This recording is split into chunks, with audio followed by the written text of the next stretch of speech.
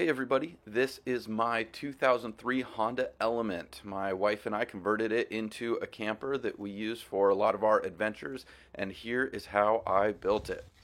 First, I needed some cardboard to use as a template. I'm going to trace all the pattern of the contours of the sides of the vehicle on cardboard. So if you have any big boxes, keep those around. If you want to start doing a project like this, those big pieces of cardboard are always going to come in handy. I made sure that the cardboard would fit, was big enough to cover the panels that I needed it to, and then I started kind of marking out some landmarks on the vehicle where I was going to base my measurements from. After that, I started to trace out some of the rough shapes into the cardboard, cut it out, and made sure that it fit.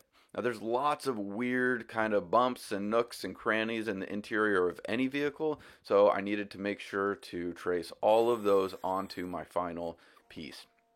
After that, I decided where I wanted the storage to go. I'm going to have some kind of cubbies, some open shelf cubby storage in this build, and so I marked out where I wanted those to go, traced them, and mocked it up in the vehicle like that. So I made sure that it fit and then moved on to scribe the actual shelves. Now this is my handy dandy super fancy scribing tool. I use a Sharpie and some tape. I throw that onto a square, and then I use that and try to keep it pretty much level as I trace the contours of the vehicle onto my piece of cardboard. Now this is far from perfect, but after tracing it out, I'm able to go back in with some masking tape and kind of patch up any of the areas that don't line up just right. You can see the tape on the template right there. Make sure it matches up right, and then once I have it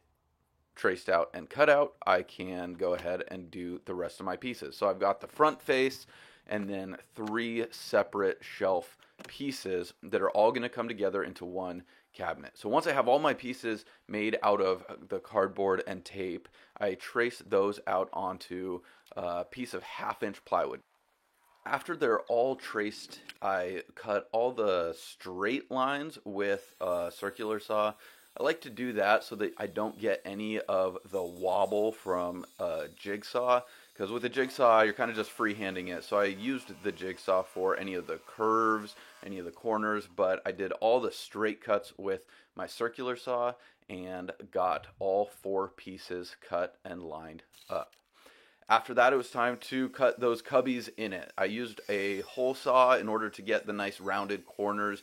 It just makes it look a little bit nicer. And then cut the straights with the circular saw and finished up those corners with the jigsaw, as well as cutting out kind of the little notches that needed to be in there to be fit.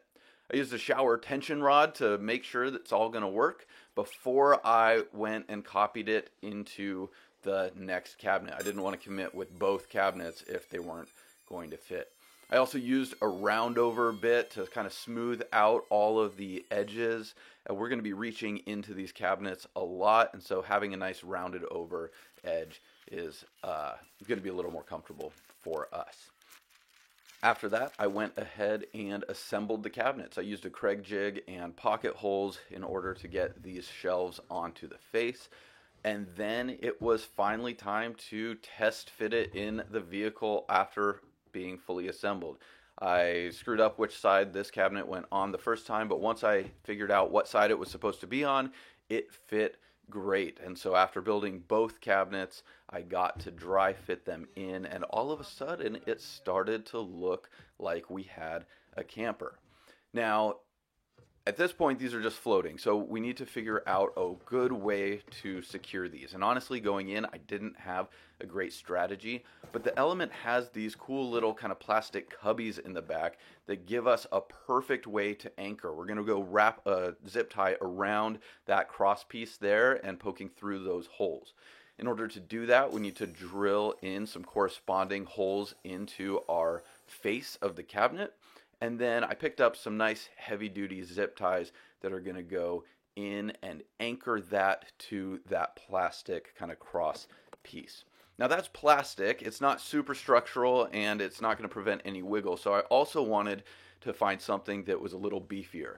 Now these metal brackets are the mounting brackets for the passenger seats that go in the rear, and those are out for this build. So I made a little bracket that's going to hook onto that beefy metal bracket in order to provide the tension needed to hold the cabinet steady. I lined up a hole with the little slot in that plastic cover so that we didn't have to have that metal piece exposed, and then just threw that bracket in, locked it onto that piece of mounting hardware for the seat, and then I'm pressing as hard as I can here with my knee in order to provide the tension needed to get that cabinet locked in. Once I get the pin in place and I bring my knee off of it, that cabinet is super solid. So there's really no wiggle, there's no noise while we're driving down the road. They're just held in with the tension on those brackets. After that, I needed to install a rail that would support the bed. So at this point, these cabinets are going to pretty much live in the vehicle. So I wanted a low profile way to support the bed when it was time to go camping. So I threw those rails on there, and now you can see how the 3-piece bed system is going to work. I just cut pieces of plywood. Now this is 3/4. This is a little bit heavier duty, but it still had a little bit too much flex in it because it's not supported in the center. So I went ahead and just reinforced the bottom of each of these with another piece of 3/4 inch plywood. Now it makes the bed a little heavier and it lowers the clearance of the storage underneath the bed just a little bit, but now the bed doesn't have any of that flex it had in the beginning. So the bottom 2 pieces of the bed were pretty much just rectangular, but the top needs to be a little bit more of a custom shape. This bottom edge I'm pointing at here has to slot in between the cabinets, but then the top is going to be a little bit wider with a cutout at the head of the bed, and I'll show you why that is as well. So you'll see that that narrower portion slots in between the cabinets, but then we have about 3 or 4 extra inches of bed width at the top of the bed, and that's where our shoulders, our arms are going to be, so it gives us a little bit extra space when we do lay down. This is it in driving mode. We don't have the mattress in there yet. We're going to get to that in a second, but this is how the bed is positioned when we're driving. The top half of the bed leans up against the seats, and you can see that notch that I had cut out of the top portion of the bed is there so that we still have great visibility out the back. We didn't lose really any visibility on the road by doing this build. One of my favorite things about the Element is the seats go all the way down. So even if you didn't build a bed in your vehicle, you could spend the night in it if you needed to. But those seats folding all the way back and flat like that are what support the top portion of the bed. They're plenty strong for that. And here it is. The bed is fully laid down, and this is what it looks like when we're set up to camp.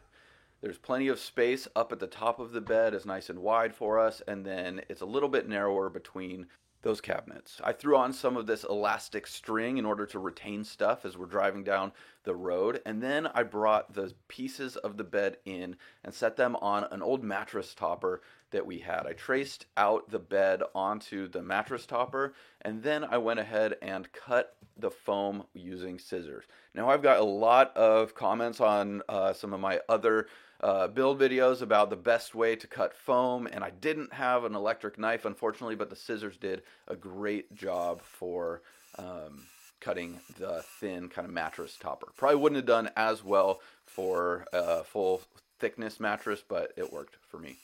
After that, I sat on my bedroom floor with the sewing machine and altered the case for that mattress cover so that it fit once again, and brought it all out to put inside. So here's what it really looks like with the mattress in, and if you want to see what it looks like when we are living in it, staying in it, camping in it, you can go ahead and check out the camper tour video that I've also uploaded as well. I've included a link here for that. And if you go ahead and convert your own vehicle, I hope this was helpful for that. Otherwise, thanks for watching the video, and I'll see you next time.